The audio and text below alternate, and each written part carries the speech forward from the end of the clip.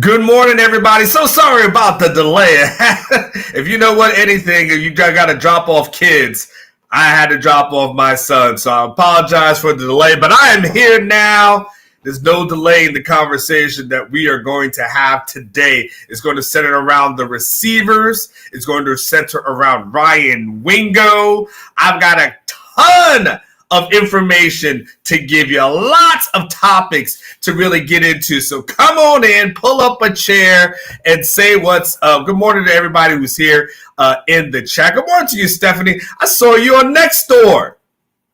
I want a pool, Stephanie. Give me a pool as well. Good morning to everybody else who's in here, Money B as well. So the topic really that we're going to get into today, it centers around Ryan Wingo. And it really gets into the crux of there's a couple of different things I want to kind of get into, right?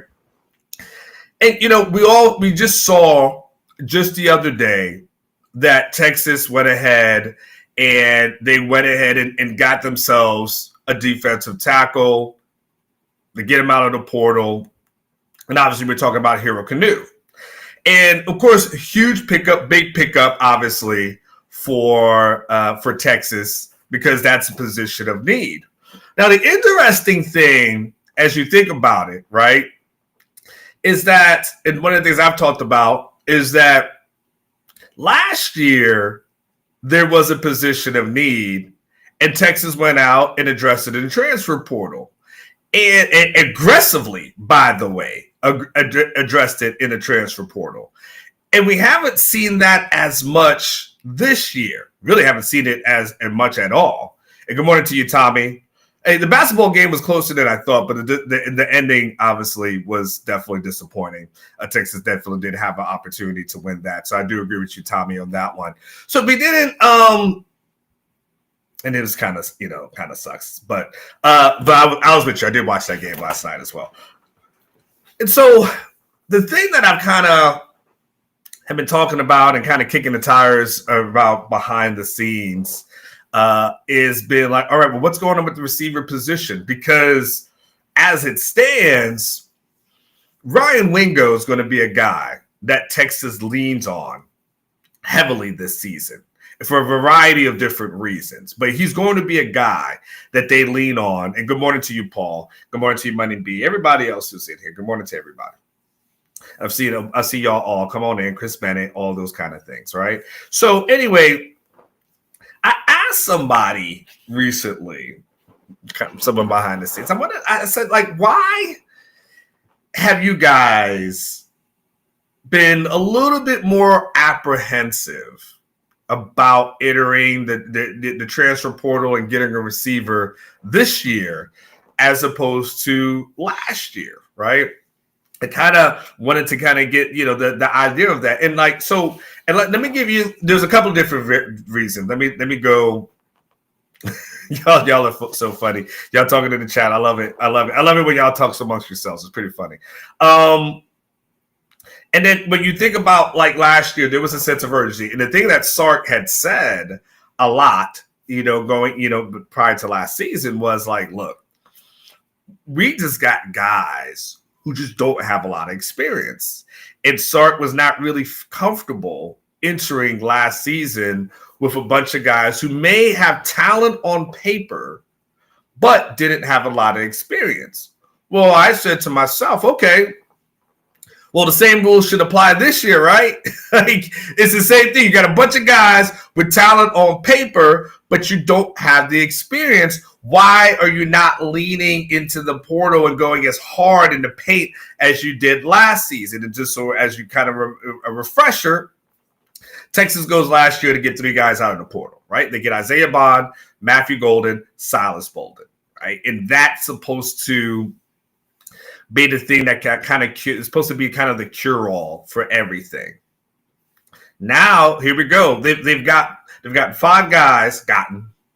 Gotta love that proper English, right? They got 5 guys out of the portal, but out of that, none of them are receivers. So I'm like, all right. So what's going on behind the scenes? Why are you guys not going there? And one of the first things I was told was that they are very, very comfortable with Ryan Wingo, the progression that he's made as a freshman. And there's a belief that Ryan Wingo can become an impact player this season. And I'm like, all right, all right, full stop. And by the way, that's not something that I heard last year as relates to any of the young receivers, including Rodolfo's favorite receiver, Jonte Cook. I didn't hear that. And in fact, it was kind of the opposite. This time, though, I'm hearing that totally different. It's like, no. We really like Ryan. Like, we really, really believe that he could have a really good season. It's interesting, too, as I start thinking about it, right? Last year, in our war room, like when you hear people, when we say stuff like the war room, it's, we don't always on our channel do a really good job of describing things. Like the war room is like our insider information thing that we have on Orange Bloods. That's literally like every Thursday night, right? So one of the things I would have all throughout last year that I didn't necessarily mention here all the time because I can't necessarily, it's like one of those things that people are paying for a service. So I can't necessarily give you everything for free, right? It's kind of one of those perks. But one of the things I would say is that there was always an effort, especially towards the end of last year, that they really wanted to give Ryan Wingo the ball. Like there would be some times, and you would watch it, and if you watched it last year, you would see to yourself, like, damn, like there were times where they almost got him the ball. And it was both big plays. And we saw him come a lot out of it early in the season, and we didn't really see that much of it afterwards. But there was always like an opportunity for a big play when it came to Wingo.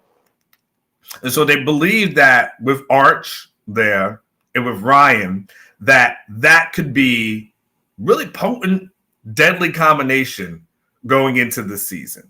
So that there's a reason why, as of right now, and I'm not saying they won't do it in the future, but I'm just saying right now, they're like, we're good. We're good. They like exactly what they had. And man, McCard, this is you bring up something that nailed it. Took the words out of my mouth. You're in my damn notes. But because it's such a good one, a good observation, I gotta give you the chef's kiss on that, man. I gotta give you the chef's kiss on it. And then again, I'm assuming it's McCard or my card or meat card or whatever it is.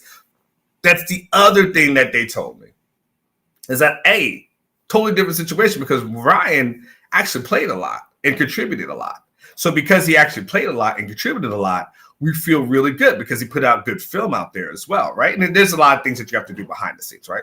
So 100, you nailed it. You nailed it. You're in my notes, but I like it. We're on the same page today. I mean, Capricorn season's over. We're in the Aquarius season, but that's all right. It's still good. So there's one, okay?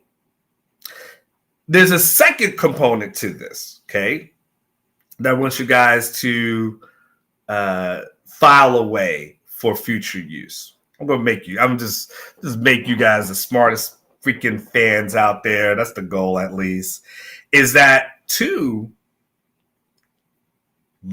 they love DeAndre Moore. Love DeAndre Moore.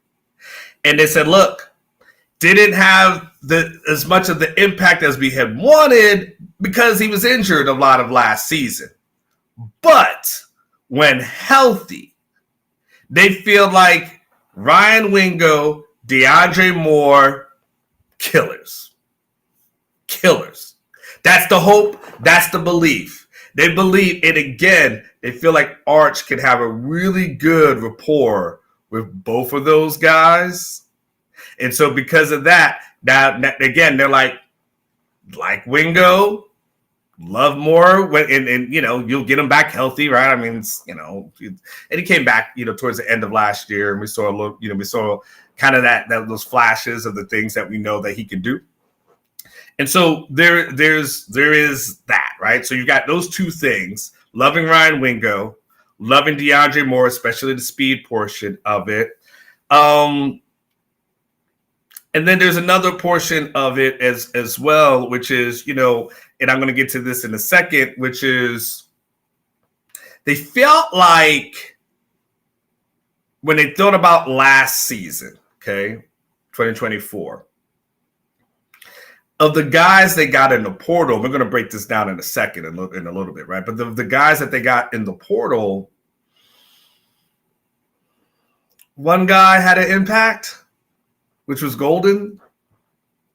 And that's pretty much it, right? I mean, because Isaiah Bond was limited because he was injured, right? So you really had that. And, Silas, that's Silas Bolden was fine, but he also made you kind of, clutch your pearls every time that he was on a return, right? Because you just didn't know what was going to happen. Like, maybe he might break one, maybe he might lose 10 yards. Like, I don't know.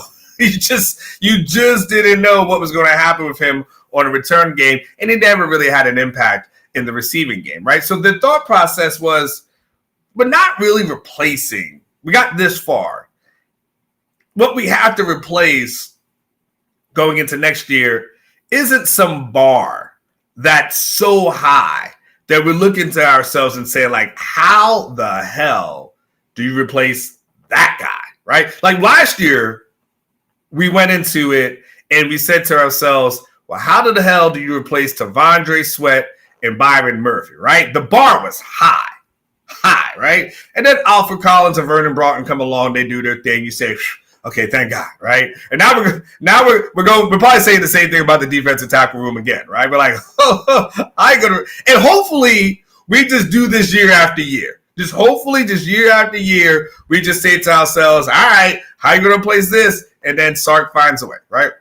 So the feeling was inside that at the end of the day, all and I say we, I'm speaking like I'm in the building, right? But if I imagine I'm speaking for them, right? All we have to do is just find a way to replace kind of one guy, which is Matthew Golden and his production. And Matthew Golden was close to 1,000-yard receiver. And so if you figure out, okay, how do you replace that dude who they, had a really good rapport with, you're saying, all right, we've got the guys. We absolutely have the guys that have the ability to replace them, okay?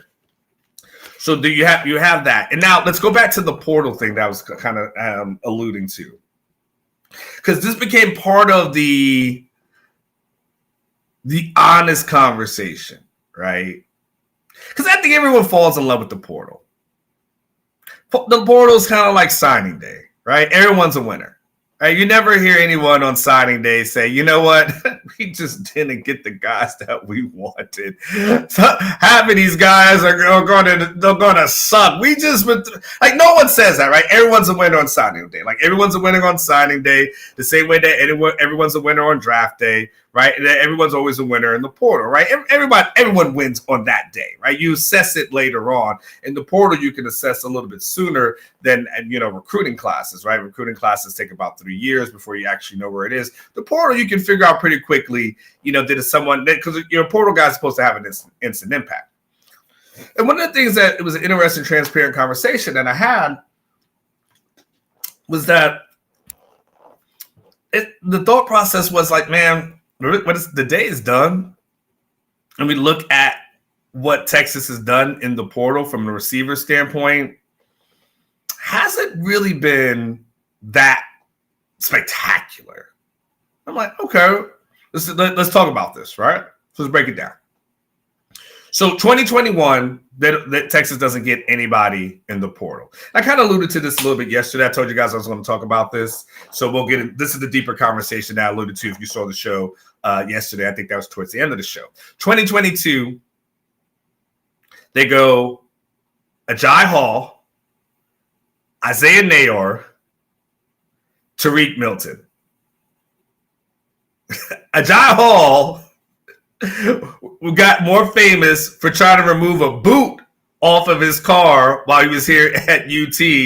And then Ajay Hall decided that he's going to start pushing weight. And he gets arrested for trying to move oh, Lord, I don't even know. What's this boy doing? I can't even claim Florida anymore. It took me to move out of Florida to realize how crazy people in Florida were. And I was like, when you're there, you don't realize, man, we're kind of crazy. And then you get out of it, you're like, oh, snap, those people, they are crazy like them. So I think Ajay Hall may have signed with somebody or something like that. I may have seen something like that recently. Hopefully the young man's turned his life around. Isaiah Nayo gets injured.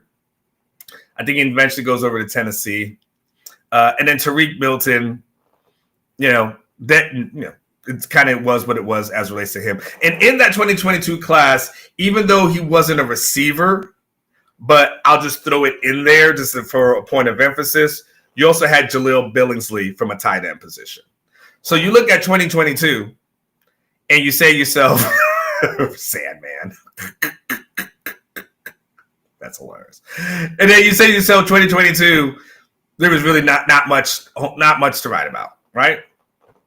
You get to 2023 and you kind of hit some pay dirt, right? You hit pay dirt in 2023. You get Adonai Mitchell and you say to yourself, boom, right? Now you all of a sudden you're cooking with grease, right? You got an impact player and you're feeling good about, okay, you got one.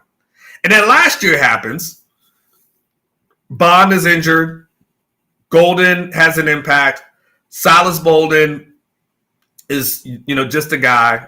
And then, again, just to throw this in, even though it's not a receiver, but just to kind of emphasize the point, they get a tight end by the name of Amari Niblack.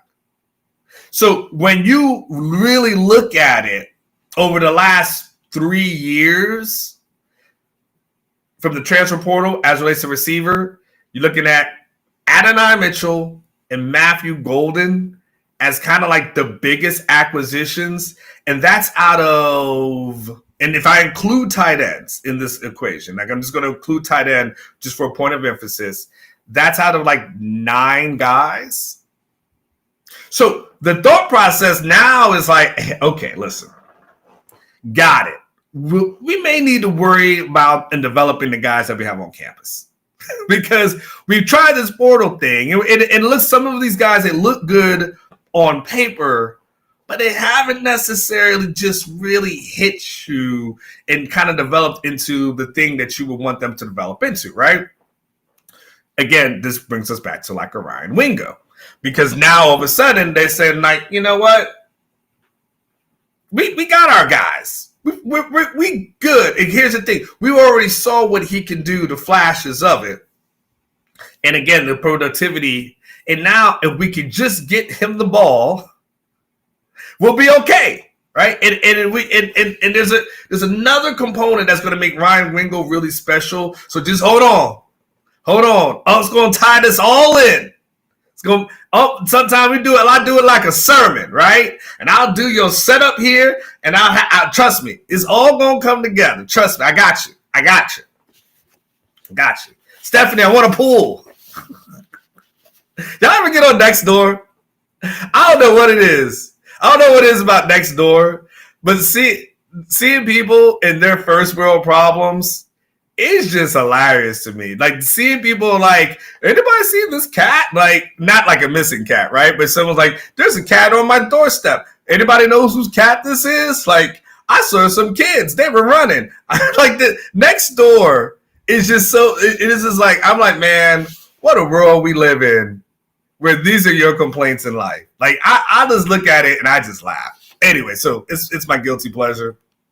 And I saw Stephanie on there the other day, but she was selling pools and stuff, which I want one, by the way, for free, just so we're clear. And so I started, so the thing that I was told was that of all the receivers last year, I'm asking for free. Closed mouths don't get fed. So hell, I'm out. Hey, the worst she can say is no. I want it for free, Stephanie. I want a free pool. I won't pay for it though. The worst you can tell me is no, which is fine. I've been told no before. But hey, closed mouths don't get fed. Fellas, closed mouths don't get fed. That's saying of the day. Closed mouths don't get fed. They're talking about Golden.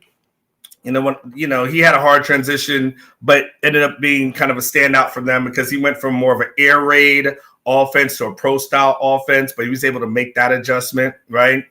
And when I talked to Chris Jackson at one of these bowl games, and again, I think it might have been the Peach Bowl when I had a conversation with him. I think it was the Peach Bowl. The good part is Texas had so many postseason. I keep saying this, but I've said this like this week a few times. Texas has played so much in the postseason that it's all starting to run together. And that's a damn good problem to have because before this nice little run the past couple of years has been, literally all I could be like was like, oh yeah, man, I went to the Alamo Bowl and interviewed this coach. Now I'm like, I don't know if it was the first round playoff game. Was it the Peach Bowl? Was it the Cotton Bowl? Like, I don't really remember. That's a good problem. I'll take these problems. And yes, Mark, they are dumb. The next door things are dumb. But there is a weird voyeur portion about me that I don't know. It is dumb. I don't know why I think I just get a chuckle out of people just complaining about like the littlest of things. There's a part of me that just always wants to post something and say like, you guys are really complaining. You have no clue how great your life is. If the biggest concern is you want to know the name of the cat that likes to sit on your porch, once a day. Anyway,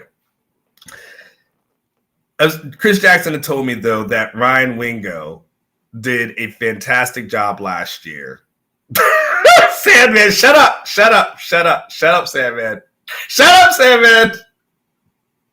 Guilty.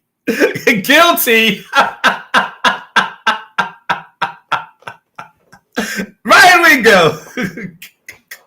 He said he did a great job. I'm guilty as charged, Sandman. Guilty as charged. Ryan Wingo said, Chris Jackson said Ryan Wingo did a great job of separating himself from all the other receivers in his class. And now it's a matter of, all the other guys kind of catching up to him, right? And it was really interesting. Got a couple other things as relates to this. It's a conversation. So it was really interesting because I recently asked folks, okay, so as this off season, it was last week, I think. It had to be last week. And so I recently asked, I was like, okay, well, who are going to be the leaders of this year's team? Like, who are the guys that, you want to merge? Because Sark has always talked about, like, each year, each team has its own identity, right? And each year you have to have leaders emerge. And obviously we know, like, Texas lost a ton of people off of last year's team.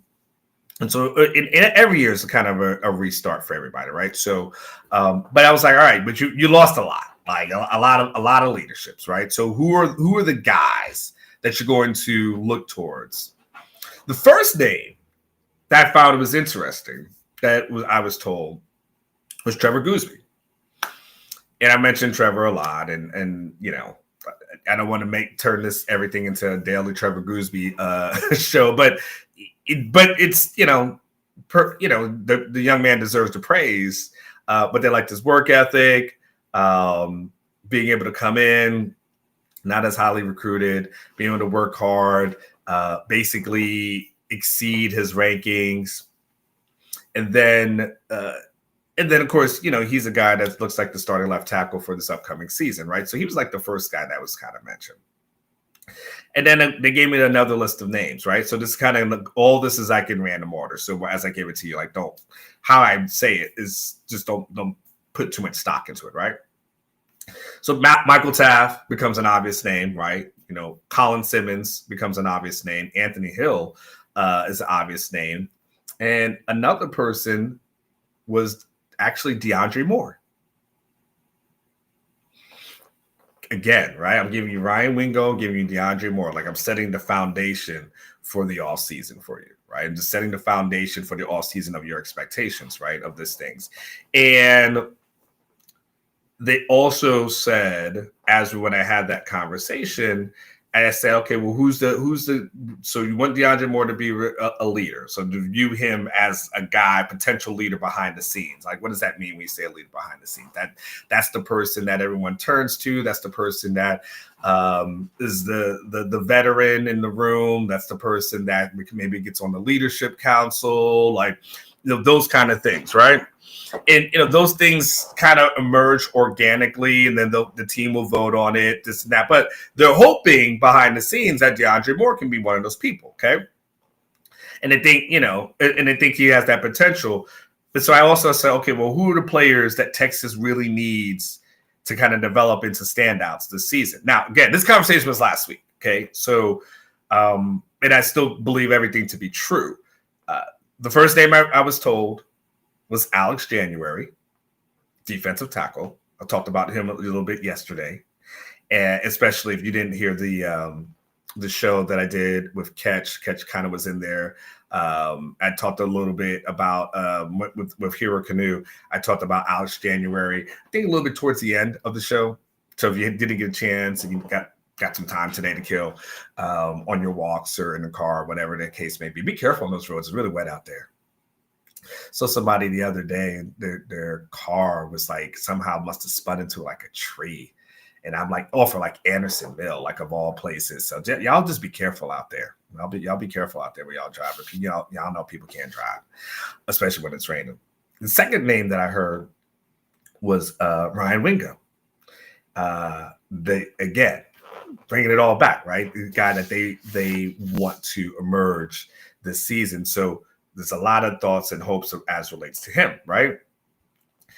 And I also want to, it's kind of important, and this is a really important note that I want y'all to take. A really important mental note I want y'all to take.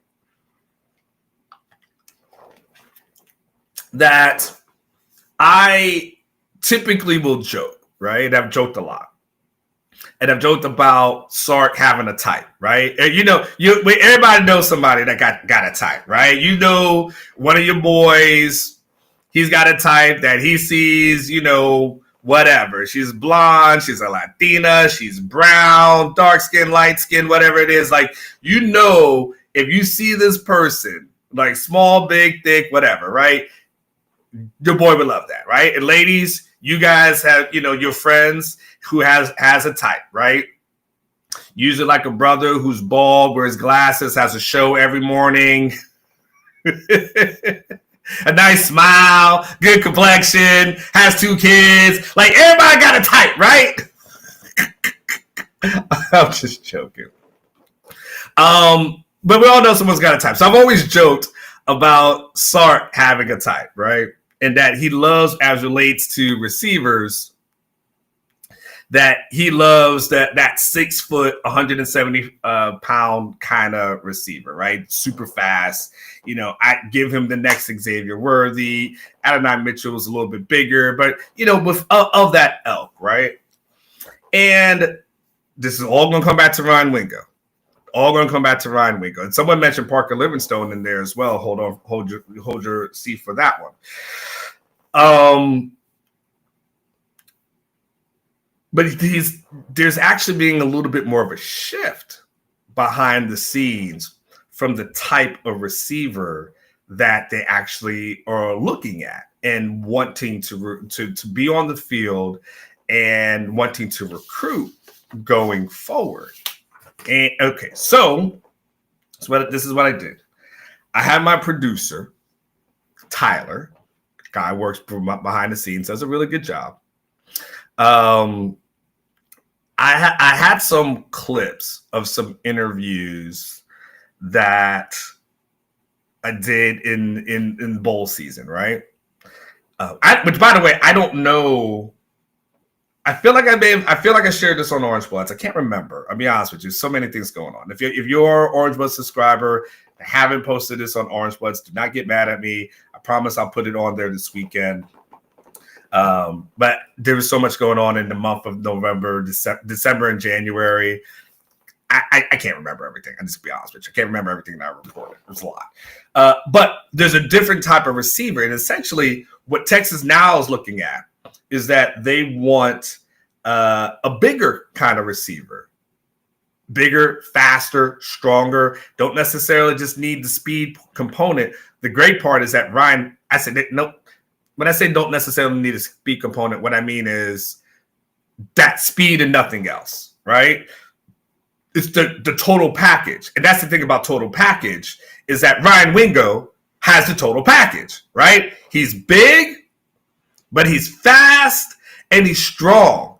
And Sark is like, yep. The comparison that I got from about Ryan Wingo last year, I will tell you that I was always scared to put out there.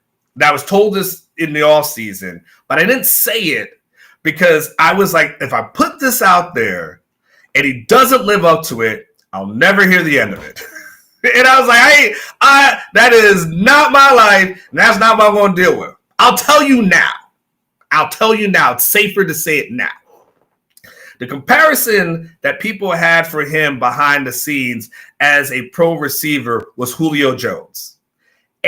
That's what everyone compared Ryan Wingo to. They compared him to Julio Jones. Now imagine he's a freshman and I'm being told in the offseason he looks like the next Julio Jones.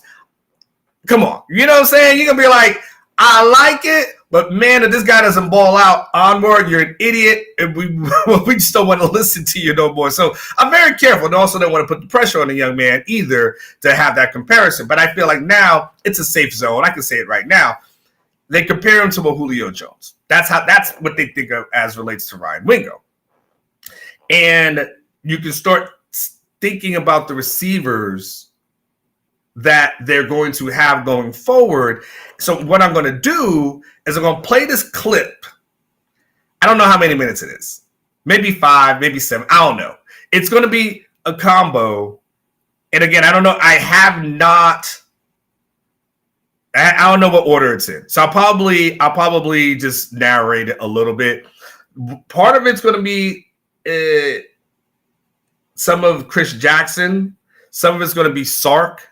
There's going to be some conversation, and again, wait for it. You're going to have that. You're going to have Michael Terry. All of it. You could start to see though what kind of receivers that Texas is wanting. So let me get this here. Let me see what my man has done. I think is it here? Let me get my videos. I'm sorry, y'all. Y'all gotta give me a second now. I'm doing all this by myself. Where is Scottish guy? What is this? Wait, where's my stuff? Where is my video? Wait. Tyler, where is the video? And let's see. Hold on. Well, this is the freaking biggest buildup for a disappointment that there's ever been. Oh, come on, Tyler. You can't be serious, Tyler. Hold on. This dude. All right. Okay. I don't know where the video is. Okay, wait. Recordings? You gotta be kidding me. All right, well, this is unfortunate. Hold on. He goes, hold on 1 second. It's in the video storage tab when you hit the plus button at the bottom. It's not there. Oh, wait. This is some BS. I'm sorry, y'all. He told me this thing is here. He's trying to tell me it's here. Tyler, I don't see it anywhere in here. I'm looking video storage. I see. Is that it? Where the hell did you find that? Okay. Anyway, let's do this. Here we go. He's got it here. Thank you, Tyler. I don't see it in the plus button. Here we go. We've got a receiver right now. He looks really good. Again, I don't know how he's gonna mature physically. He's a big, long guy. Very versatile. You know, he did a ton of stuff at high school. Right. Seems very natural catching it. Seems very natural with the ball in his hands. But again, I haven't studied him. You know, he's doing a lot of scout team work for us right now. But possible. I don't know. We'll see. You know, I will see how he. Like I said, he's a big guy. With room to grow, but his body might not grow that way. So you're too. And by the way, so what he was talking about was Michael Terry, right? As you guys know, that Michael Terry is right now starting off as a receiver as opposed to a tight end, right? So then I kind of had the follow up of this, and this kind of goes into the conversation that we're having, right? Stay with me for a second, all right? Like so follow. 185, 4'3", 4'4" speed kind of guys. Doesn't seem to fit your typical mode of what you usually go for. Yeah, you know, we adjusted a little in this recruiting cycle. If you look at Khalik, and Jamie, and now Michael, and then with Jalen McCutcheon, but these first three guys, I felt a little bit like going through this first cycle in the SEC. We probably needed a little bit more size. Sure. You know, we value a lot of the perimeter blocking, and the advantage throws are big for us. So we shifted a little bit that way. Now, I love speed, don't get me wrong, and we never want to sacrifice that. But there was a little bit of a different shift in kind of a philosophical approach where I think we're going to need to go to have sustainability in this conference. You know, obviously. So this understood basically. If you didn't hear it, and I don't know how that audio is coming through on your end, but again, now he's again explaining philosophical approach, a little bit of a different approach to the kind of receivers that they want. Bigger receivers as they got to go in the SEC, obviously a little bit more of a physical kind of league. And I will tell you, one of the offseason goals is to get more physical. I know someone's going to start singing "Let's Get Physical," but or the Michael Scott. Let's Get Ethical, I think was that one. What was the Michael Scott he did? Let's Get Ethical or something like that. Anyway, so now there's Chris Jackson kind of answering kind of the same question here for me. You know, obviously your star receivers with battling the ankle, and trying to do as best as they can. Will you have a conversation with him as far as, because you know what NFL ready is and what. This part you don't necessarily need as much. Okay, so it was kind of when Tyler was putting this together. This was a conversation a question I had about Isaiah Bond and whether she should or shouldn't go pro. Honestly, at this moment, the next minute in a change, you don't necessarily have to retain its information. It's the question that comes after that's going to be a little bit more important. Okay. Can he benefit from another year back here, or do you say? Because obviously Bond is already in the pro. Pros. I'm not sure. That's a decision that him and I have not had that conversation. I've had the conversation with Matt a little bit, but I have not had that conversation with Isaiah Bond. I don't know where he's at. I don't know what his team is kind of talking to him about, but I will have that conversation at the end of the day. Okay. I will say this. Coaching in the NFL, there's certain attributes that he brings to the table that you don't need to see anymore, and that's the speed of it. Now, could you be more well-rounded? Can you put together a full year of staying healthy and getting your catches, your touches, and consistently playing from week in and week out? Sure. You know what I'm saying? Who can't benefit from another year? But do you get better sometimes? I don't know that. You know, the things that he's done well when he is healthy, those things are very adamant, man. It's speed, it's the end arounds, it's taking the top end off of coverage. He's got good hands. He could drop his weight at the top. Sorry, Benji. You know, what he chooses to do is going to be his decision at the end of the day. Don't worry, Benji. I'll help you through it. I know this question that matters the most. Sark, it's like when we talked about receivers. I know you got a type. Your type is 6 foot, 185, 195. That runs a 4.344. But you said that you guys have readjusted in recruiting because in the SEC. Feel like you might need some bigger bodies. You talked about Michael Terry being a little bit more of a bigger body. Do you feel like in this conference you might need, maybe not, Xavier Rhodes is excel anyway, but you might need some, other guys with more meat on. Damn it, man. I got to say, golly, Amor, spit out the damn question. Damn, the longest question ever. Shoot. Damn, I'm getting annoyed at myself. Like, damn it, just finish the question, Amor. Damn, annoying me. All right. Question is, do you need bigger body receivers? That's the question that apparently it took me a minute and a half to damn near answer. Here's the rest of, hopefully, an answer from Chris Jackson if I ever shut the hell up. I believe you got to still have the correct distribution between them. I think you're going to always have some speed element. To your point, a 5'11", 185 guy, that's the guy you're not going to expect to be digging out safeties consistently. We didn't ask Xavier to do that a whole lot, but he still had his blocking responsibilities. That's going to be more of your Z guy, like that's where A.D. Mitchell and Jordan Whittington brought to the table at 12 personnel. That's where Matt Golden's kind of taken that element, as well as Ryan Wingo. Ryan Wingo can actually play both. He's not 5'11" or 6 foot, but he has a speed element, can take the top end off the coverage, can run the end arounds that Xavier and